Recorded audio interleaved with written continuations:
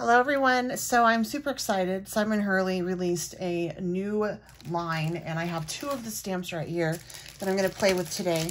Actually, I'm going to play more with this background one today and I'm going to use it in a different way. I'm going to grab the sentiment off of this one, which I love, you guys. I'll have another video with what you can do with this one, but I'm just going to use the sentiment for today off of this. And these are called, this background one is called Festive Florals.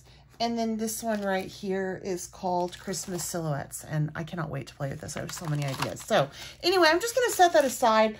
I'm going to do something different with this set that I have not done before. So what you're going to need a MISTI. And I'm going to be using my Gina Wreath Builder templates. They come in two sizes, if you're not familiar. They've been out for a couple years. I'm ashamed to say I've had them in my stash for a couple of years. And they are each, they're two different sizes. One is 3 3/4 inches and one is 4 inch. So I'm going to play with this today. I'm going to create a card with it, obviously. But the first thing I need to do is I need to create a mask. So in order to do this, you do need a MISTI. I will have everything I'm using listed down below for your convenience, so you can find it if you're interested. Take out your center on this because we don't need it, since this is a deep etched rubber stamp. And the one I'm going to use is this one for this. And so I just want to create a mask and pop that down there. And then I'm just going to cut out this mask because the technique that I'm going to use is going to require some layering. And I want to just make sure that I don't overlay images in certain spots. All right, so I have this mask ready. We're going to set it aside. We're only going to use it 4 times. So I'm going to pull out the 4x4 template. And I have a piece of cardstock. This is the Simon Hurley white cardstock already cut down. And I'm just going to pop that on in there. I do want to hold my template down. And then I'm going to take my stamp and I'm just going to put it where I want it. I'm going to go a little bit, obviously, off of this. So I'm going to start it right here. So I'm going off of the paper some, like that. And I'm just going to stamp this out 4 times. And I'm going to use my Archival ink because in black, jet black, because I actually am going to want to do some painting, some watercolor technique with this and my Simon Hurley ink. So I'm going to stamp this out 4 times, but I'm not going to rotate it. I'm going to skip a rotation each time, if that makes any sense. And the good thing about using the MISTI is if it doesn't stamp all the way out the first time, you can go back through and stamp it again. All right, so now I'm going to take it and I'm actually going to turn it completely. So I'm going to do every other. Instead of going into each notch for this first set, I'm going to go with every other notch.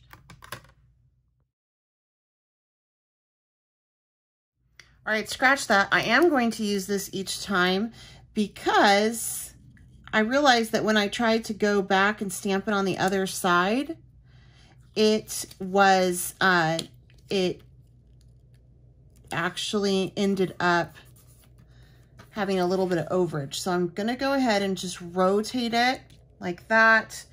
And then I'm going to stamp this one up like so.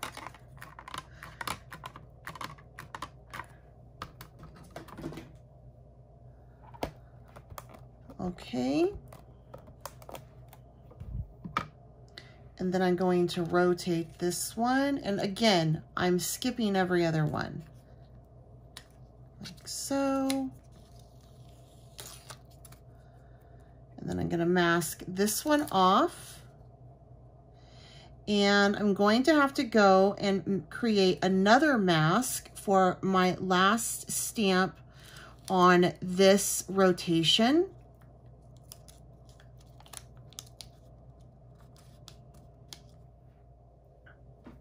All right, so I got that mask down, and look, I got a finger smudge there. I'm not gonna worry too much about that. All right, so I'm gonna stamp this one out. I think I'm gonna be able to camouflage it when I do the coloring.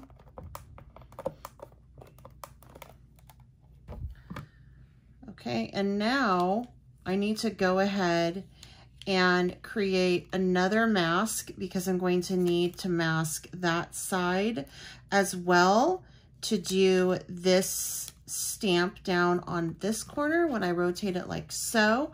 And I'm also going to need two masks, I should say, for the next round of stamping I'm going to do. All right, I went ahead and made another mask.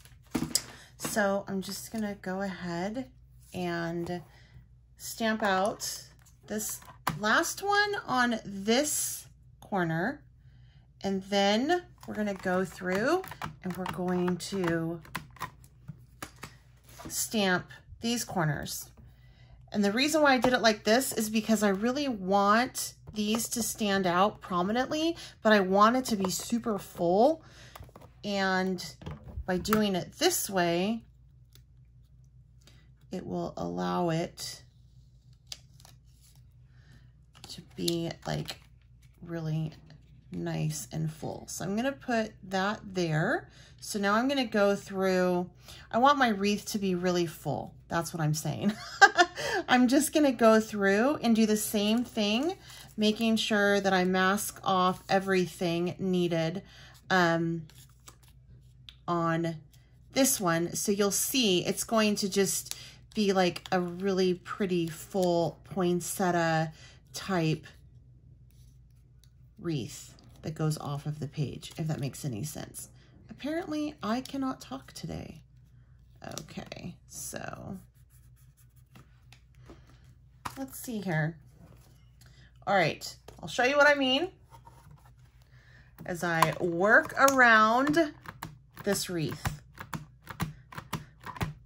All right, got that nice and stamped up.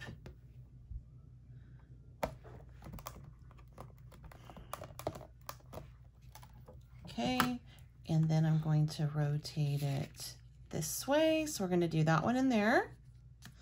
And I'm going to pull this one up now.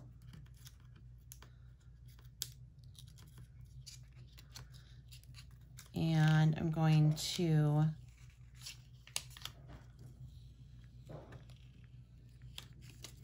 pop it on over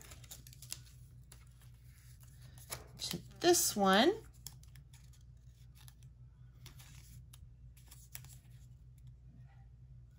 I gotta figure out where it was, like so.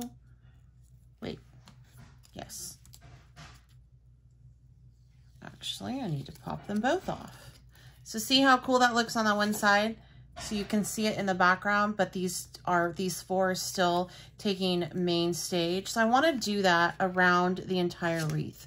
So I'm basically going to pop down my mask once again on top of these two, do it here, and then these two, do it here, these two, do it here, and then I will go ahead and color it in.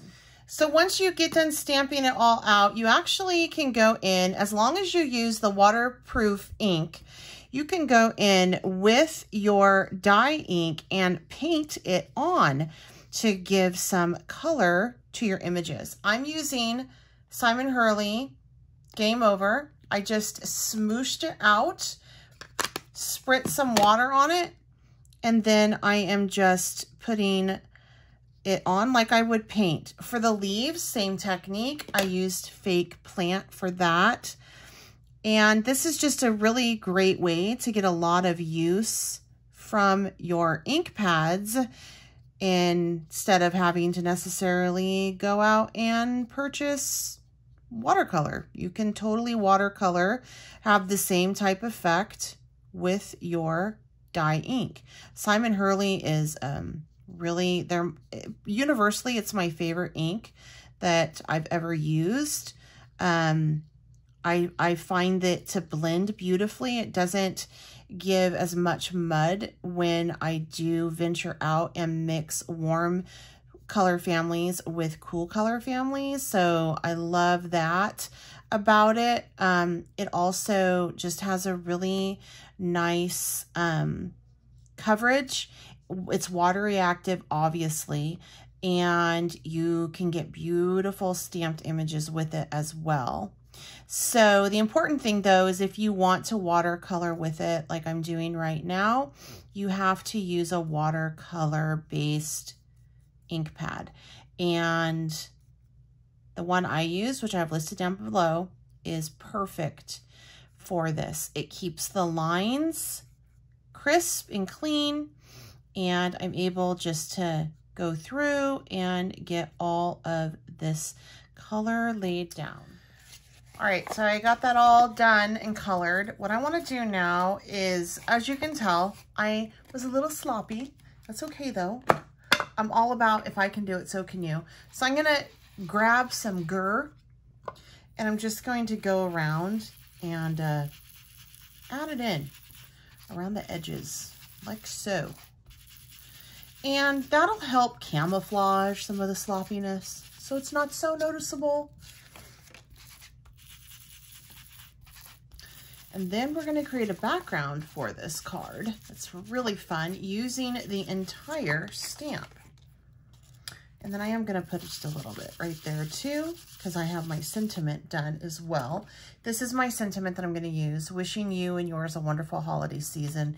I'm going to pop it right down in the middle right there. So I'm just going to ink the edges up a little bit, like so.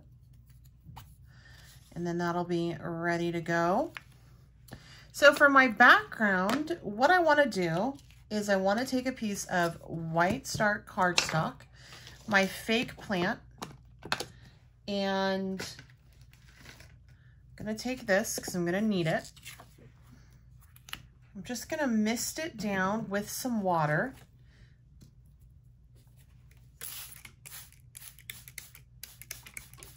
Like so. And then I'm going to take my fake plant and I'm just going to create a really heavy-handed background, like so. I don't know what Alexa is trying to tell me. I did not turn her on. Alexa off. That was funny. All right, and as you can tell, I need to replace the top of that. Like I need a new foam pad. This one's gotten a lot of love. And it's super important that you lay a lot of ink down in order for this technique that we're going to use to work, okay? So I'm just going to go over it one time, and then I'm going to go back on over it one more time, like so. I'm just getting a ton of ink down. Super important that this is really green, very, very saturated for this to, the more saturated this is, the more dramatic the results will be. Almost there. And as you can tell, you can't really see that my tip is not very good now because we have blended and blended and blended. Okay, so from here, I'm just going to take my stamp that's wet, I've misted, and I'm gonna lay this down like so, and I'm just going to press that water in, and that will actually lift up some of that ink. Voila, look how pretty that is. So I have a really pretty subtle background, and dab it up and go ahead and just hit it with your heat it tool before you adhere it to your card. Make sure that when you heat it up, you not only do the front side, but you also do the back side, like so. And that technique that I just did, I love using Simon Hurley dye ink pads. It will work with any dye ink out there, okay? The pigment will get messy. If it's a waterproof ink, obviously it won't, because it's not going to be water reactive like this. But this works really nice with any kind of dye ink. So from here, I'm going to go ahead and start to assemble my card. I still have something else I want to do to that wreath of poinsettias that I created with you. I'm going to add some liquid pearls in the center of the wreaths, but I want to go ahead and get the card pretty much assembled at this point. So here is my card base, and I am going to fold it right here, get the water off of my workstation. And I'm folding it to line it up, just to make sure I get pretty good alignment there. It's all straight. And I am going to cover the entire card front. I'm not going to use a mat or anything like that for this particular card. So I'm just getting a lot of glue down. And then I'm going to just take it with it folded, and I'm going to line up the edge like so. And the reason why I like to use glue is because I get a little bit of wiggle room with this, in the sense that if I don't get perfect placement, I can maneuver it around a bit. And that looks pretty good. I do want to go ahead and ink the edges on it, just to really make it pop. And this, honestly, this card would be pretty with just a sentiment on it, and good to go. I mean, that's a lovely background. And then we're going to take this, and I'm going to ink the edges on this as well.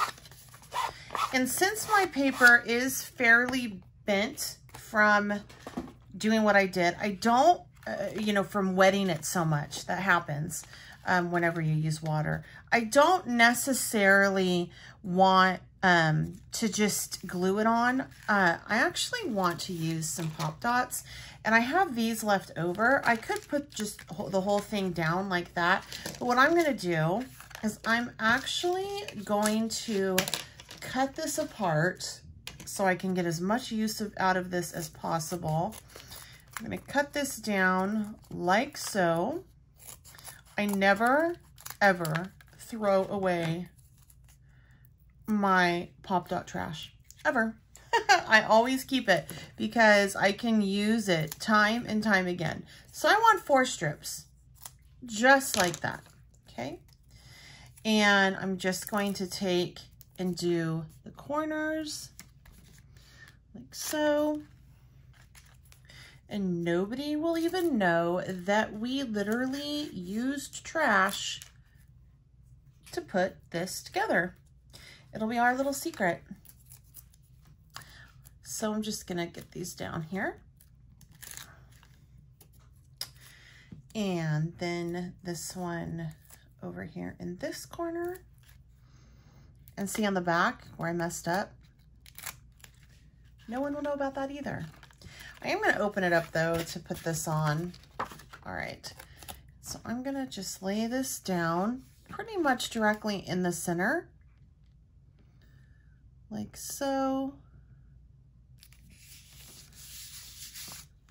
And then from here, I want to add this, and then I will finish it up with my liquid pearls.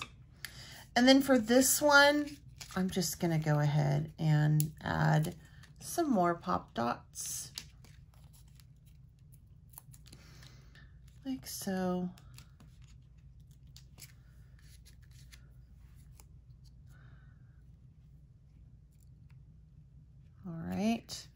And the reason why I'm adding my liquid pearls after is because I covered up 2 of these. So I just have to go through and I'm just gonna dot on, kind of dot these on and leave some peaks. So it looks like the center of the poinsettia. And this was rose gold. I will have everything I'm using listed down below, so you can find it down there. All right, so there you go. Now, if you want to do more of a traditional way with your wreath builder template, I did do that with a 3 3/4 template, and I created this card at first just to try out this technique. I used 2 stamps. I went through first with this pine cone on this background. So I used this stamp to create that and rotated it all around. And then I used this one to rotate it all around. And then I just popped in some of the Carnation red onto like my little mistletoe just to bring it to life. And then I use that same technique of coloring or watercoloring painting in on the pine cone and those leaves. So like I said, I absolutely love these background stamps, these pull aparts by Simon Hurley. I think that they're brilliant because you can do so much with them. You can create a center piece, and then you also can create a lovely focal point as well as a background. So much to do with them. Anyway, I hope you guys enjoyed this video and you are inspired to go start creating your Christmas cards. If you have any questions or comments, please feel free to leave them down below. Until next time, I'm Bets Golden. Happy crafting.